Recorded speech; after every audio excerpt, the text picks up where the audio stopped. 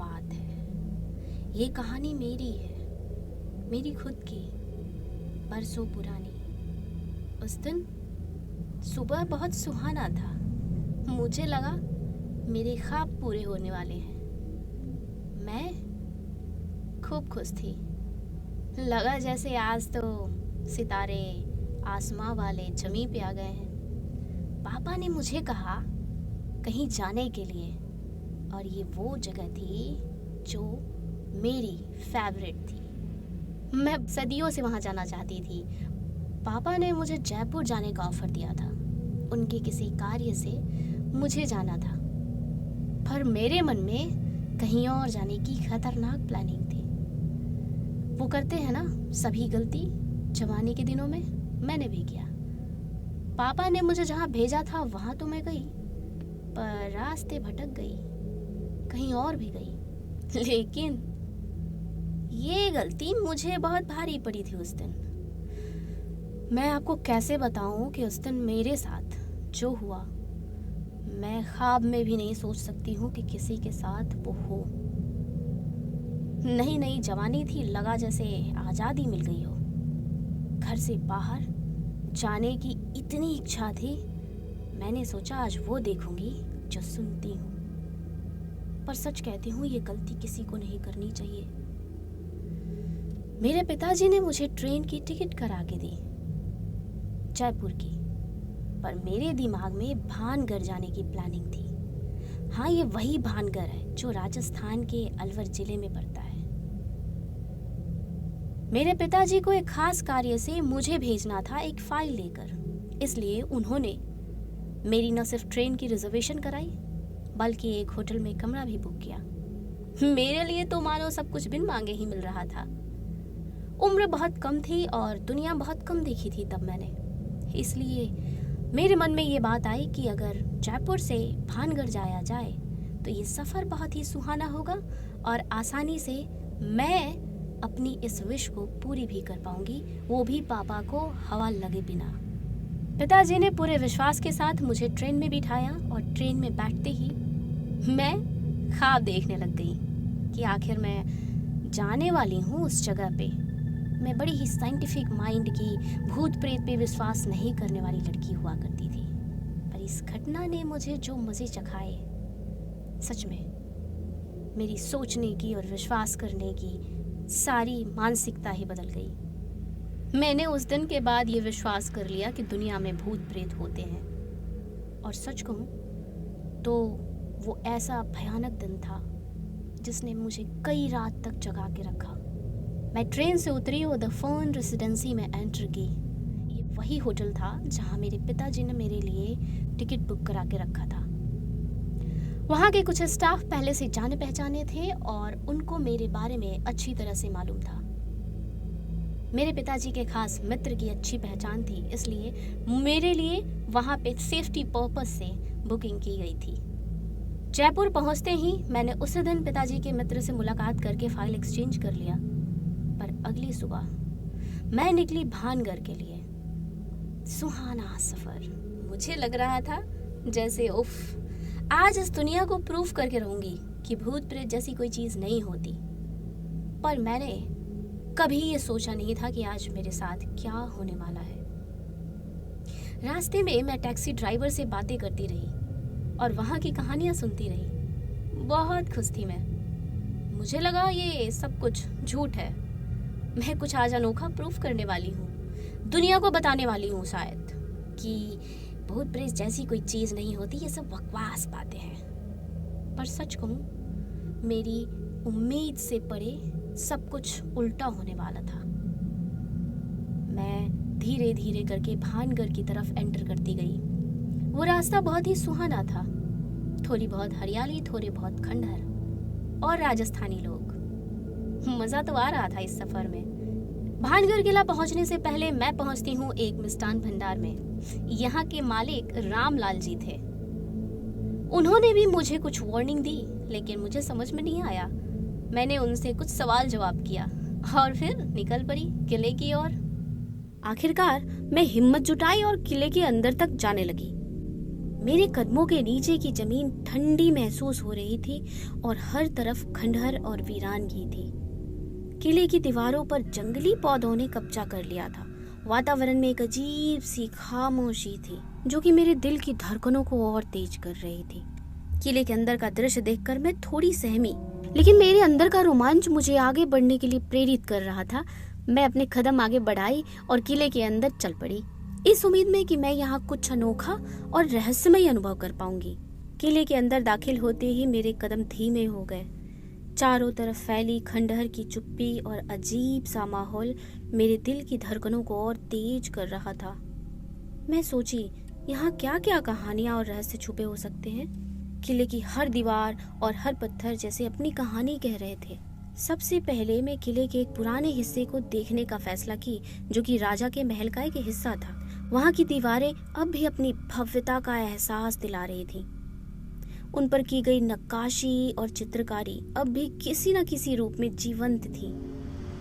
जैसे ही मैं महल के अंदर पहुंची, मुझे वहां एक सुंदर और पुराना दरबार हॉल दिखा। हॉल के चारों ओर के खंबे और छत की नक्काशी बेहद खूबसूरत थी, लेकिन अब उस पर धूल और जंग के निशान थे। हॉल के बीचों बीच एक टूटा हुआ सिंहासन भी था। मैंने सोचा, कितने ही राजा रानियों ने यहाँ बैठकर अपने राज्य का शासन चलाया होगा, लेकिन अब वहाँ सिर्फ सन्नाटा था। मैं अपने कैमरे से कुछ तस्वीरें ली और वहाँ की नक्काशी को बारीकी से देखने लगी। तभी मुझे एहसास हुआ कि मेरी तरफ कोई देख रहा है। मैं पीछे मुड़कर देखी, मगर वहाँ कोई नहीं था। ये सोचकर कि मेरा वहम होगा, मैं इग्नोर करने की कोशिश की। इसके बाद मैं महल के पीछे की ओर चली गई, जहाँ एक खंडहर मंदिर था। मंदिर की मूर्तियाँ टूटी फूटी थी और वहाँ की दीवारें भी समय के साथ कमजोर हो गई थी। मैं सोची, ये मंदिर कभी कितना भव्य और पूजनीय रहा होगा ना। वहाँ की खामोशी और ठंडक ने मुझे और भी बेचैन कर दिया। मैं मंदिर के अंदर प्रवेश की और वहाँ की मूर्तियों को देखने लगी। हर मूर्ति पर समय और मौसम के असर दिख रहे थे, लेकिन वो अब भी अपनी दिव्यता को संजोए हुए थे। मंदिर के कोने में एक पुरानी मूर्ति थी, जिसे देखकर मुझे ऐसा लगा जैसे वो मुझे देख रही हो। मैं उसे नजदीक से देखने के लिए कदम बढ़ाई, तभी मुझे धीमी सी फुसफुसाहट सुनाई दी। ये आवाज इतनी धीमी थी कि मैं इसे साफ से सुन नहीं पा रही थी। मैं ध्यान से सुनने की कोशिश करने लगी, तभी हवा का झोंका तेजी से आया और मंदिर के दरवाजे को जोर से बंद कर दिया। मेरी धड़कनें तेज हो गईं और मैं तुरंत वहां से बाहर जाने का फैसला की। मंदिर से बाहर निकलते ही मैं देखी सूर्य धीरे धीरे अस्त हो रहा है। किले में अंधेरा फैलने लगा है और वातावरण भी भयानक हो गया है। मैं सोची, मुझे जल्दी से जल्दी किले के बाकी हिस्से को देख लेना चाहिए। मैं किले के दूसरे हिस्से की ओर बढ़ी, जहाँ राजा रानियों का निवास हुआ करता था। रानियों के महल के अंदर की स्थिति भी बहुत ही खंडहर जैसी थी। वहाँ के कमरों में धूल और जाले लगे हुए थे और फर्श पर टूटे हुए कांच और बर्तन पड़े हुए थे। मैं सोची कि कभी ये महल कितना जीवंत और खुशहाल रहा होगा ना, लेकिन अब ये सिर्फ एक खंडहर बनकर रह गया है। मैं महल के अंदर घूमते हुए हर कमरे को ध्यान से देखी, वहाँ की हर चीज को महसूस करने की कोशिश की। महल के एक कमरे में एक बड़ा सा शीशा लगा हुआ था जो अब टूट चुका था। मैं उसमें अपना चेहरा देखने लग गई, लेकिन तभी मुझे ऐसा लगा कोई पीछे से मुझे झांक कर देख रहा है।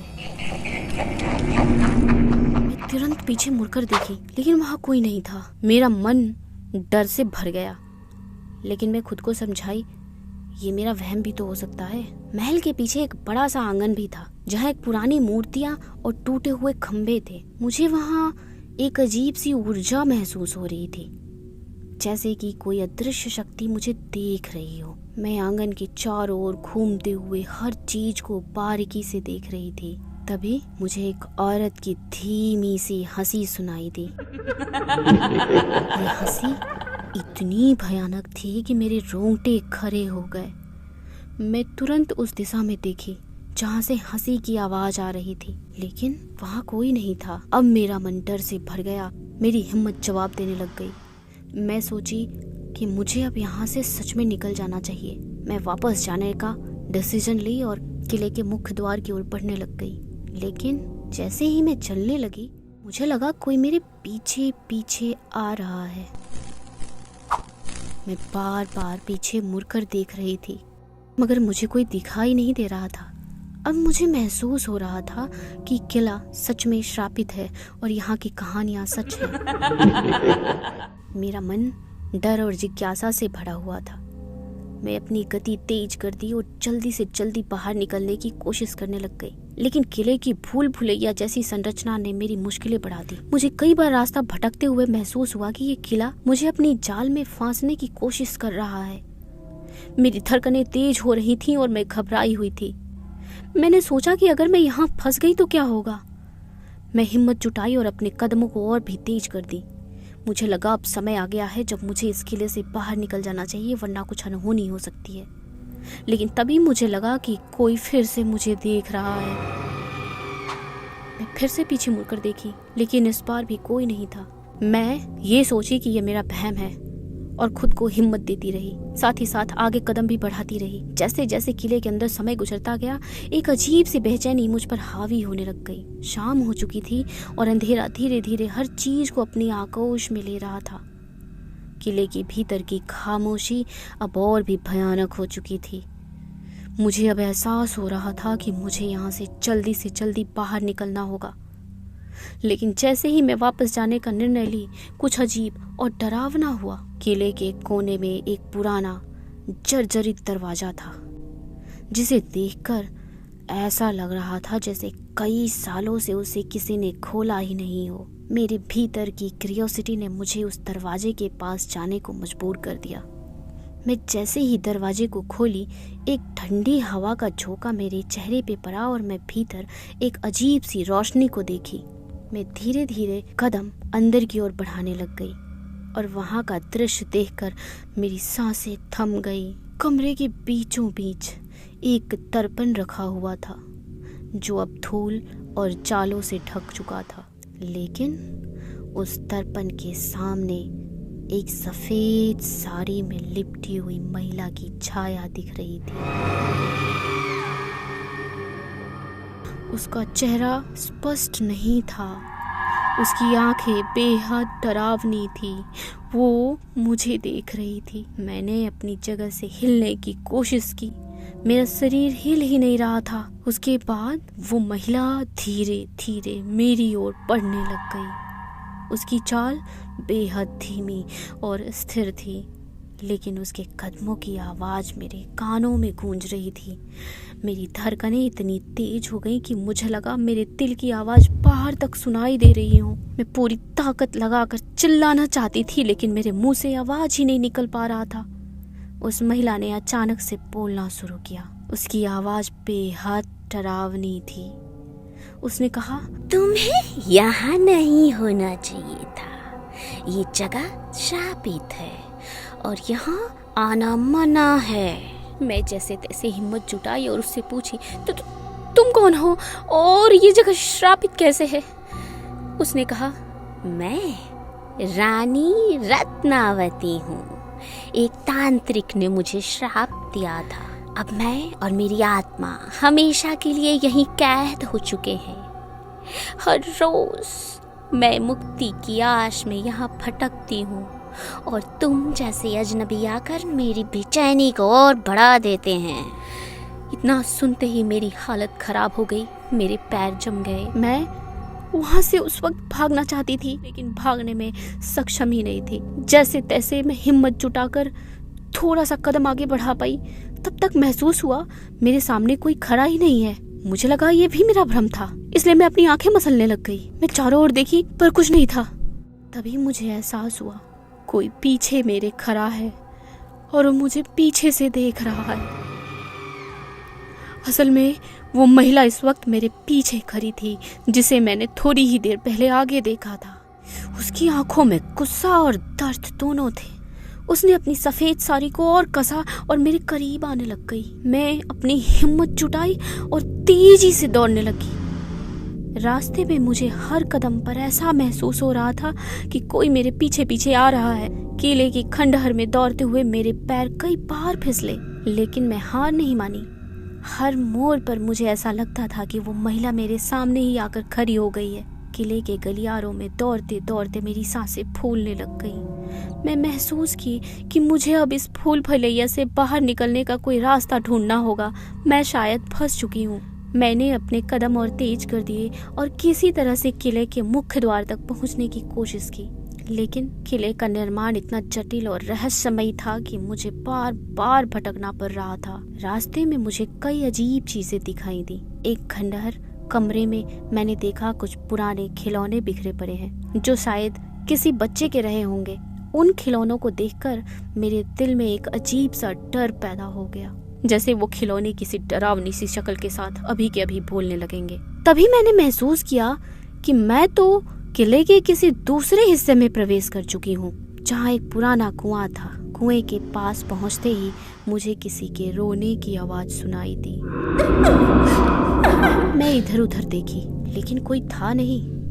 मेरी धड़कनें तेज हो गई। मैं पूरी जी जान लगाकर दौड़ने लगी। जैसे ही कुएं के पास से आगे बढ़ी, मुझे एक पुराने मंदिर की झलक दिखी।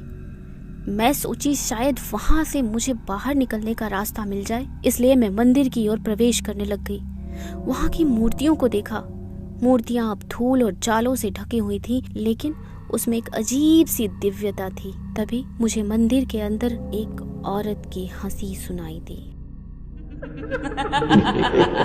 ये उसी महिला की हंसी थी जिसको अभी थोड़ी देर पहले मैंने देखा था। मैं भागने की कोशिश करने लग गई, लेकिन वहां से भाग ही नहीं पा रही थी। मैं महसूस की अब मेरे पास समय बहुत कम है और मुझे यहाँ से जल्दी बाहर निकलना होगा। मैं मंदिर के पिछले दरवाजे से बाहर निकलने की कोशिश कर रही थी। दरवाजे को बार बार झकझोरकर तोड़ने की कोशिश कर रही थी। वो जाम था। मैं अपनी पूरी ताकत से दरवाजे को धक्का दी और एक बार वो दरवाजा हिल गया। फिर धीरे धीरे करके दरवाजे को खोलने में कामयाब रही और वहां से निकलने की कोशिश की। बाहर निकलते ही मुझे एक रास्ता दिखा जो मुख्य द्वार की ओर जा रहा था। ये देखकर मेरी जान में जान आई, लेकिन मैं अब भी अपने आप को पूरी तरह से सुरक्षित महसूस नहीं कर रही थी। मैं देखी वहाँ कुछ पर्यटक खड़े हैं जो किले की भूतिया कहानी सुन रहे हैं।